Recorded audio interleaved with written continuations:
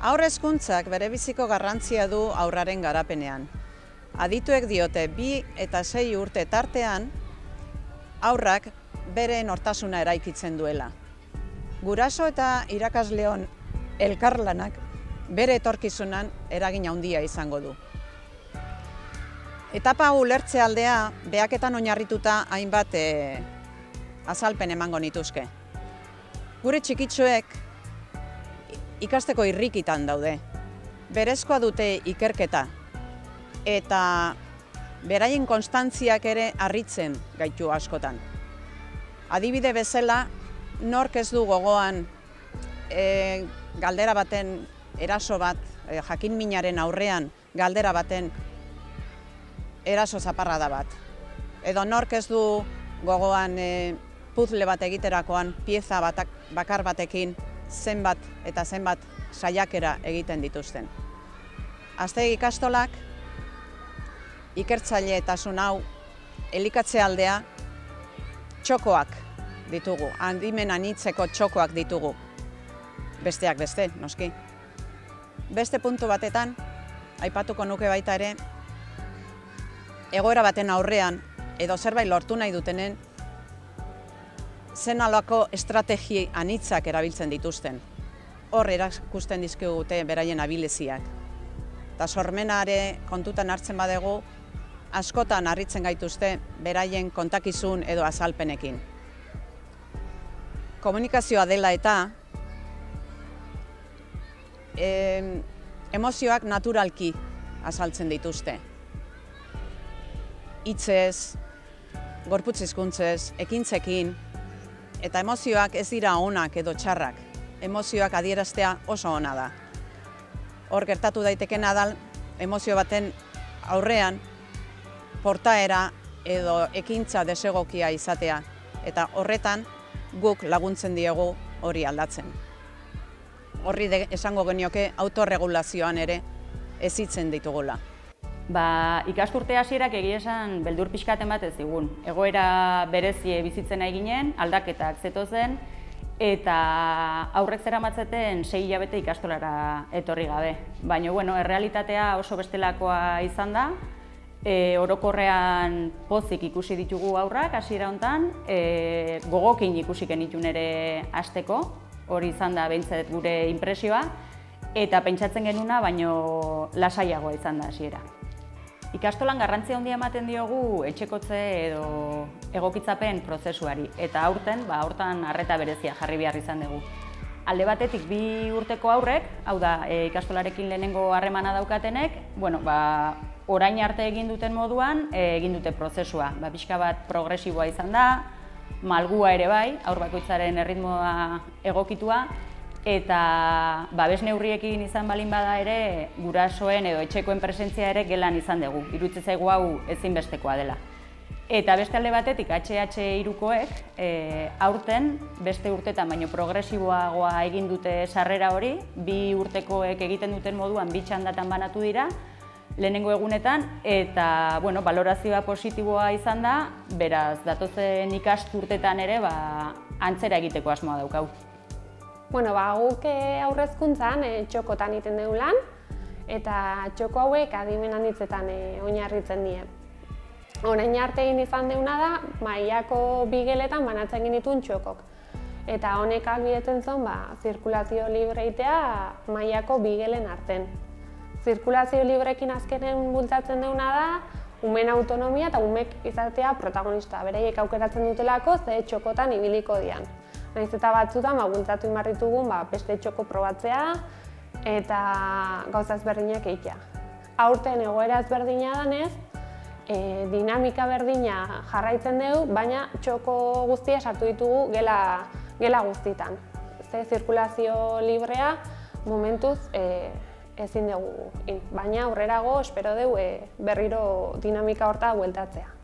Eta beste alde batetik oso kontziente gea psikomotrizitatek haurran garapenan dauken garrantziaz, eta orain aurten COVID-arekin oztopak izan ditugu, ea nola egin, berdin jarraitu, ez egin, Eta azkenen, bilatu ditugu irtenbideak eta izan da ordutegia moldatzea alde batetik eta beste alde batetik desinfekziorako tresna aproposak bilatzea. Eta honekin, behintzat, psikomotrizitate saioak egiten jarraituko dugu. Familiak girotik ere beste pauso bat ematen da haur hezkuntzan. Gizarteko kide bihurtzen dira, elkarrekin bizitzen, konpartitzen, kooperatzen ikasten dute. Baita ere, beraien autonomian ere pausotxoak ematen dituzte. Hor ikusten dugu erropak jazten, komunera juteakotan, bazkaltzen jazten die bakarrik, eskilarak igotzen, bere egunerokotasunean gizontxo eta neskatxo emakumezko txikitxo hauek ezten ditugu. Aztegi ikastolak haurra du protagonista.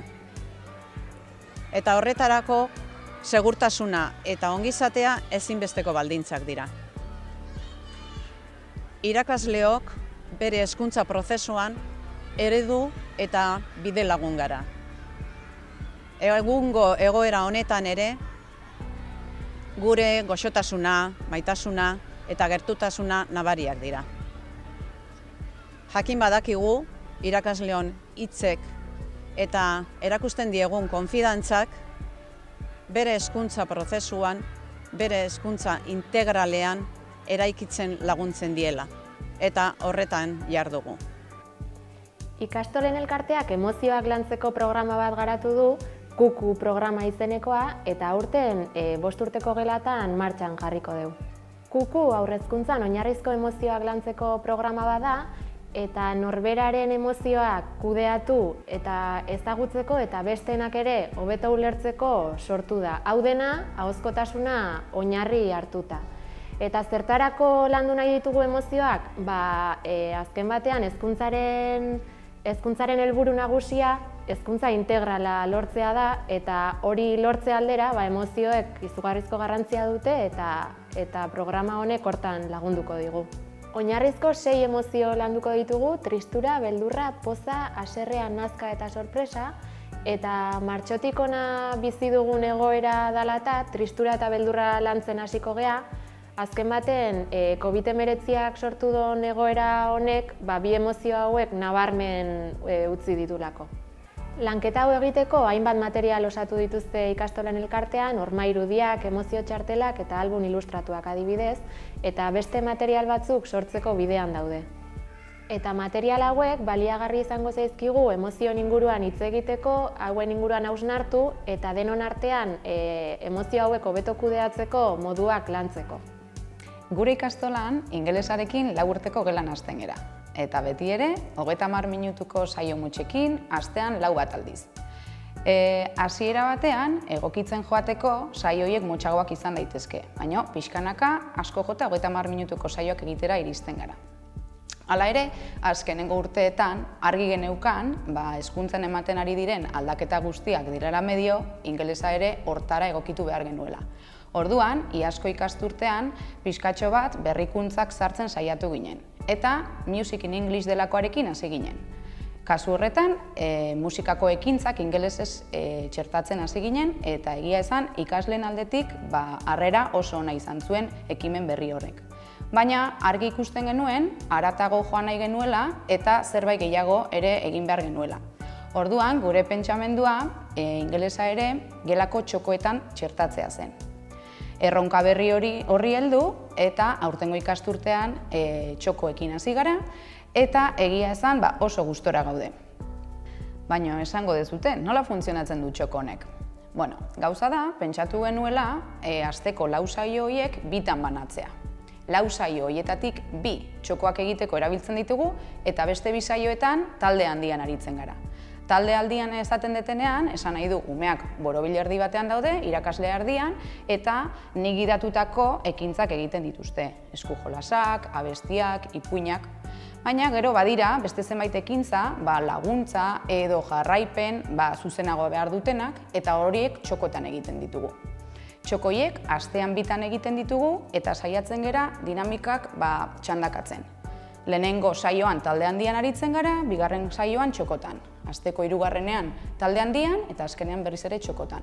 Gainera umeek oso ondo barneratu dute eta askotan gelara sartzen naizenean beraiek galdetzen didate. Andereño, gaur 5 edo denok batera.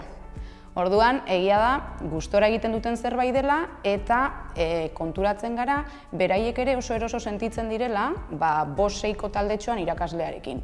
Askoz ere gehiago erreproduzitzen dute, beraiek ere gehiago ausartzen dira, hitz egitera, ikasitako esaldi txikiak erabiltzera, eta horren ondorioz, gero talde handian egiten ditugun ekintzatan ere, askoz ere ekarpen aberatsagoak egiten dituzte eta hobeto moldatzen dira. Beraz, baloraketa bat egin beharko baldin bagenu, esango genuke ideia ona izan dela txokoetan ingelesa sartzearena eta asmo berdinarekin jarraitzekotan daude. Bukatzuko esango nuke haurrak hazi bat bezala direla eta baldintza egokiak jartzen baditugu eta beraien jarraipena edo zaintza ondo egiten badegu, landare eder eta indartsu bat bihurtuko direla.